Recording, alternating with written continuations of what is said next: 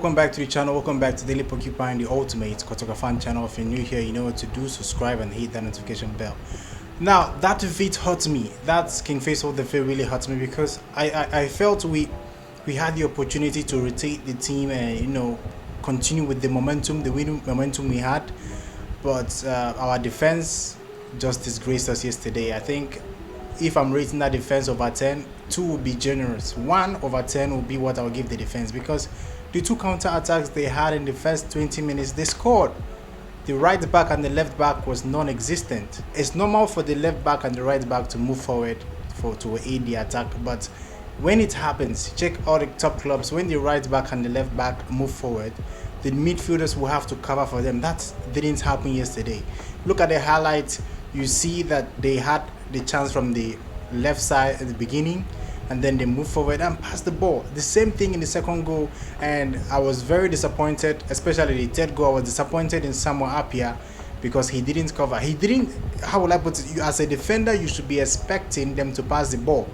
As a defender, you should be aware of your surroundings. Know that this guy is here, and if they pass the ball to him, he could score. You should be expecting, you should be anticipating something like that.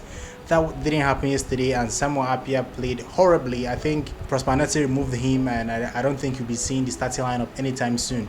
So I think yesterday was a terrible result. People have been telling me that Abdul Ganiyu didn't command the defense very well. I agree. I know it's because they are rotating the defense. Today we'll play with Patrick Asmat. Today we'll play with Christopher Neti, Imoro, and Samuel Appiah. All these things, it creates a little confusion in the defense, and I think that's what happened yesterday. They didn't bond well because of the rotation and everything.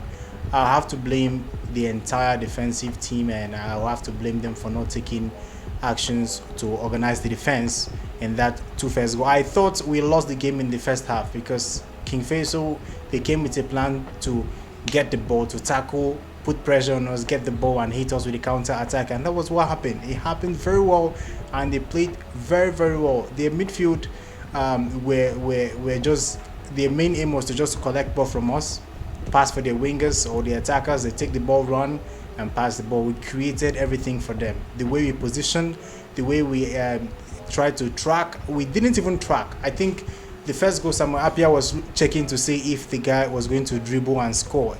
He wasn't thinking about the other guy at the other part for him to attack or for him to man mark. He didn't. He was just waiting until the ball came, then he started running.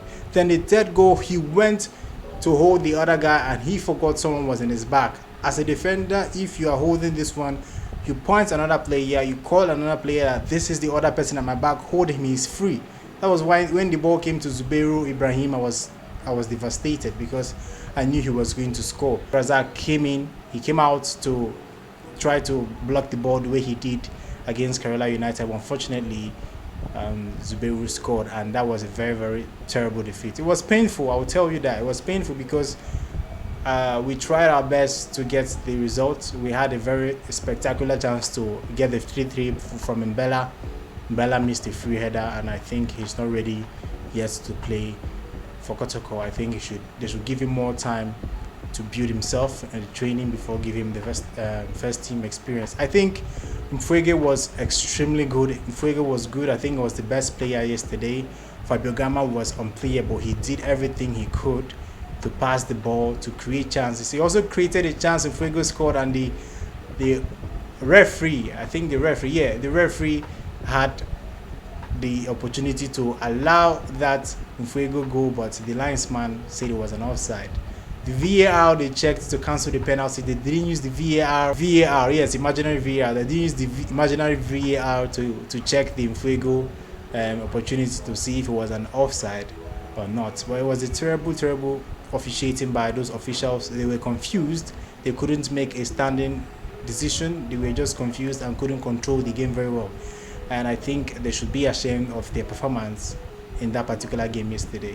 So overall, I thought Steven Abankona and some other players would have, influenced the game with their strength. Yes, if he's not injured, he should come in, because I know he's not been scoring goals because at Kotoko, if you're a winger, you expect to score or assist the way Isaac Opong is doing.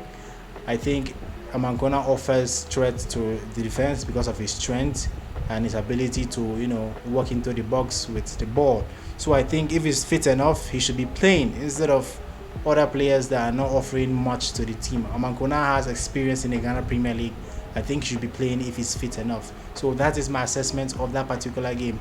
Then as for the coach, I think Prosper Nete got it all wrong because Sheriff Mohammed didn't do much in that midfield. I think when Samuel Appiah was removed and Sheriff Mohammed was moved to the right wing, he did pretty okay in that right wing. Andrew Sapau, Abdul Ganiyu, Aimori Ibrahim, 2/10, 1/10, 1/10, they were not good enough. I think this defeat is an eye-opener and it's telling us that we are beatable. We have to work hard and prepare for the Hearts of Oak game and other games that come in. We have seen that teams can beat us if they press early in the game because we were waiting for King Faisal to respect us and defend, but they didn't. They attacked us and scored. So I think this defeat will try to open the eyes of the coach and the players that see if we don't take this season serious, we are going to lose. We shouldn't expect opponents to sit down and respect us. We have to go there and show them what we are capable of. I'm pleased that Mfrego got his 2 goals, but I think we can do more better, and I think we should start from next game to play very well and try to get all the maximum points. Congrats to King Faisal. They played very well. They won the game in the first half.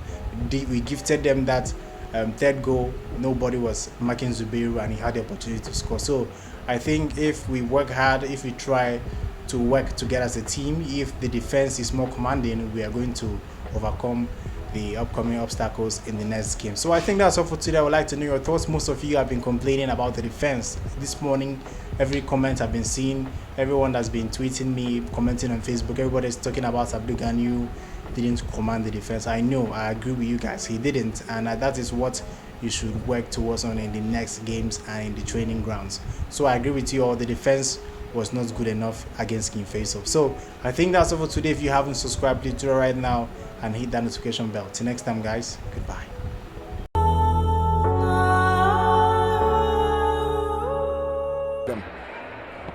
It is Imoro's cross.